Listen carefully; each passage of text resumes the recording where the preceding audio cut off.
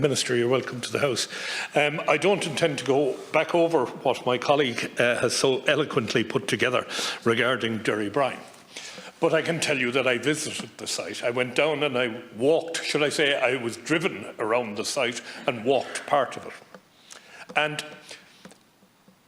with the best will in the world, there is absolutely no way of returning Derrybrine to what it was pre-development.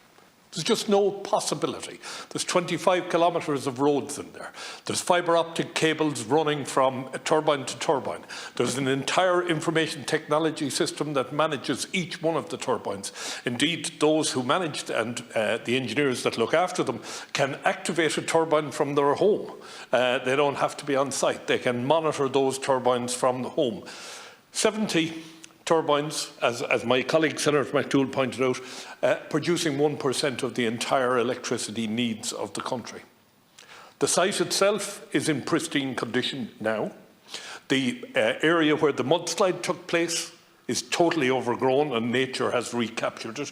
And incidentally, it's not the first bog slide there ever was in this country, and in some cases there was no development taking place. So it is a bit of a nonsense to totally blame the development. The turbines at the moment, they are allowed to turn them on to turn 2 on per day for a short period of time to ensure that they don't seize. I understand that there is interest from as far away as Africa, Denmark, Finland, looking at these turbines, which will ultimately be sold for scrap, because that's all they are. And yet these turbines are almost, I think I was told, 99% efficient when they're running. The area that they're in, for me, makes an ideal nature reserve. It's the sort of place where you could have a greenway while the turbines were active. You could have a nature reserve there. And indeed, what should happen is to prevent turf cutting there in the future. Those who own bogs on the site should be paid an annual sum of maybe 1,000 or 1,500 or 2,000 a year for the next 10 or 20 years to compensate them for the loss of their turf. The people that I spoke to locally have absolutely no problem with Derrybrine. And I started to think about how we got to where we're at. And the analogy I want to give you is about the bus stop for Corndulla village, which was put together by Transport for Ireland. Made perfect sense. They were going to put a bus stop at this spot on the map until somebody actually walked the distance or drove the distance. It was 10 kilometres from Corndulla. No pensioner was going to walk 10 kilometres to get the bus into Galway. And what happened was you had a decision made at a desk. Nobody went on the ground to see what was happening. Similarly, in Derrybrine, one officer from the planning authorities went on site and was supportive of the site. Nobody else has gone there. The people in Europe who put on the pressure to have this matter considered by the European courts, none of them visited the site. None of them have seen the site. The European Court hasn't come to the site. So nobody actually knows what's going on there. Now, we talk about our planning laws, and that's what this is all about here. I can tell you now, if they attempt to dismantle Derrybrine, I will be the first person to put in an objection under planning, because you cannot remediate. If we take individual turbines, the foundations for those turbines have to go through bog down to hard ground. In some cases, that's several metres. How do you pull out several metres of concrete and replace it with turf? How do you do that? How do you take out 25 kilometres of road and replace it with the turf that used to be there? How do you take out the fibre optic cables? The national grid that is feeding into that site has to be taken out of it. One resident down in Loughrea said to me, we have a hospital in Loughrea, we have a nursing home, and we have a few more nursing homes around the place. Surely to God they could generate the electricity and give it to them for nothing. And I think the amendment that we put forward here addresses some of those issues. And I really do. I spent a lot of time on the European Affairs Committee over the last 7 or 8 years.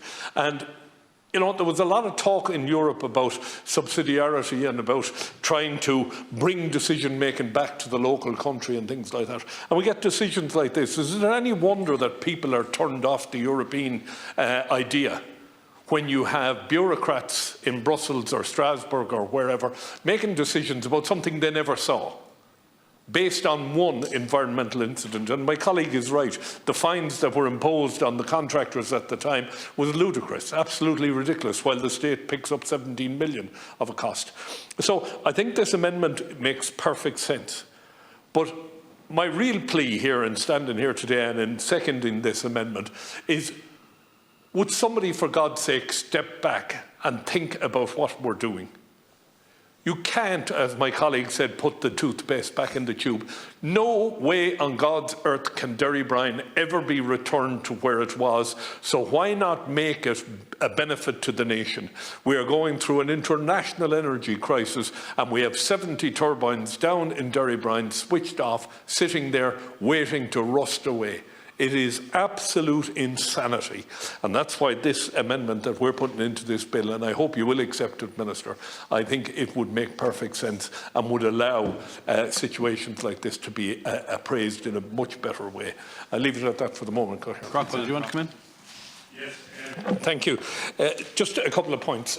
Senator Higgins made the point that sometimes people are not listened to. The planning officer who visited Derrybrine was highly supportive of the project. That's my understanding. I didn't speak to the lady myself, so I can't be 1000% certain, but my understanding was that that was her view, and that that was the view she brought back to her bosses. But nobody was listening, nobody wanted to listen. It was now the environmental impact assessment hadn't been carried out, and that was it. It was bad news, let's not touch it. ESB, the same thing, it's bad news, let's not touch it. My colleague Senator Boyan is correct. Councillor Donoghue invited me to come and look at the site. I went there. I spoke to business people. I spoke to people in Loughrea. I spoke to people in the surrounding area. I can find only 2 people that actually want this shut down. And when we shut it down, I don't think they know what they want to do with it. You can't bring it back to where it was. It cannot be done. Now, at the end of the day, bureaucrats somewhere have sat down and they have looked at the paperwork behind this project, but none of them have visited it. And if we are going to find ourselves subjected to massive fines, out of the 17 million that we paid in fines, surely to God they could have transported a few of them over to have a look at the site before they made a final decision on it. I just think we are being caught in a bureaucratic bind here. It is not always the case that environmental and financial concerns are mutually exclusive. Sometimes they run hand in hand together. And I don't accept the fact that by putting finance in there that we in some way diminish what we're trying to do. At the end of the day, it's about making sure that steps are taken and steps are taken correctly, and that the entire perspective is taken on board. That we don't go down to the micro level, we look at the macro level as well and see what's there. So I have to say, I can find nobody in the west of Ireland who wants anything to happen to Derrybrine other than it to produce electricity, which what it was built for. Thank you, Lasker Hirlock. Minister, it's amazing how one's mind works while they're sitting here listening to debate. And I'm not sure if you're aware of the energy cloud that's operating in the northeast of the country at the moment with the assistance of Oireachtas and a number of other electricity suppliers. The energy cloud operates on the basis that wind turbines produce energy even when it's not required. So in the northeast of the country, they've come together, and what they're providing is free hot water by way of a retrofit to the water heating system of local authority houses in the northeast. And the people who get it are all in social housing. They get a credit on their ESB bill of, I think it's around about €30 a month, for consuming the electricity that has nowhere to go in the middle of the night. Now, what Senator McDougall has said makes absolute perfect sense to me. We have the capacity to generate electricity for 50,000 houses in Derrybrine. We have a nation that is strapped at the moment with rising costs of energy. We have a European energy crisis on our hands.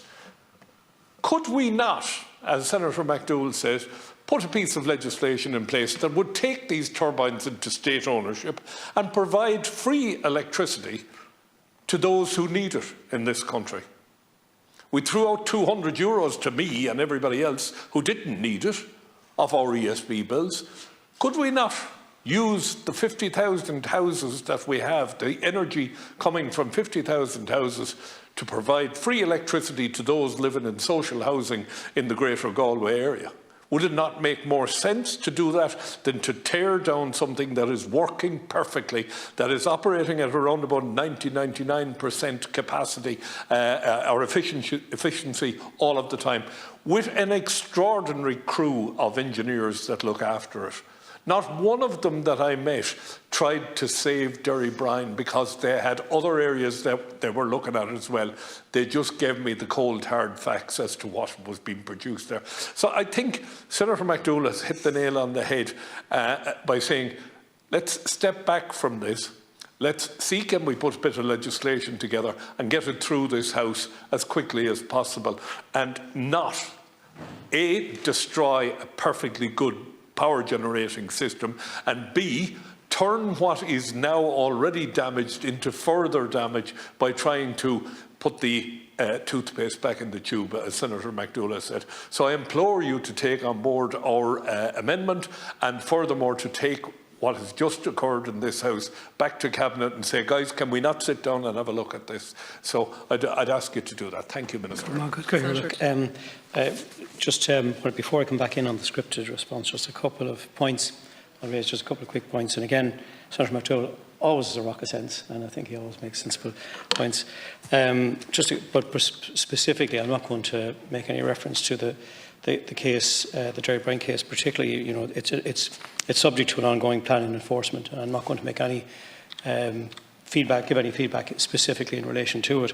I suppose just to say that the Irish State is engaging separately with the Commission in relation to the fines, and I think we've had somewhat conflicting approaches from Senator Higgins and Senator McDowell around, and I think this proposed legislation is being designed to comply with the legal cases referred to by Senator Higgins. Separately as well, I think site remediation on projects like that it's an enforcement matter as well, which I can't comment on. And again, comments were made by Senator Higgins in relation to other elements that could impact negatively on the environment, such as peat extraction and forestry. I think there is, again, an aside to this, the AG is involved in a review of the Planning and Development Act. Minister O'Brien has initiated a review on Port Penala separately, so those are important processes. And just to note too that any relevant planning authority in a substitute consent case provides a report on a proposal to Port Penala, so the planning authority's views are taken into consideration along with the public's views, and just as well, exceptionality is at the heart of the substitute consent process. So the public are fully involved, and I think Senator Boyan and Senator Higgins raised the issue of the Irish Convention and public participation, and I'd agree. It's something I feel very strongly about, and I think that's something that we should cherish, and I think that's the ability of the public to be involved in such processes is critically important, and the public are fully involved in substitute consent process as per Aarhus. Again, just I suppose the last point I'll make just is specifically in relation to the points that were made, particularly around offshore energy and the impact potentially on biodiversity. And I think development, be it wind energy or whatever it is, can't be at the expense of biodiversity. And that's why we have a maritime area planning bill. That's why we're bringing in marine protected areas. I think it's critically important that one can't be at the expense of the other. But again, I just welcome the contributions of all the senators in relation to this. Specifically then in relation to Amendments 10 and 11 as tabled by Senators McDowell, Craughwell, Mullen, Boyan and Keown, which form part of the same suggested change to the operation of the Act. These proposed amendments to Section 177E concern the application process for substitute consent and seek to include an additional clause to the effect that all applications for substitute consent must be accompanied by an independent review of the environmental, financial and community impact of the existing development or the decommissioning of the existing development on lands under consideration. And while I understand the reasoning behind the proposed amendments, I am opposing them. The suggested clause is superfluous, with sufficient evidence already included as part of the independent planning process administered by An Bord Pleanála and of the various environmental impact reports that already form part of the substitute consent application. Very much.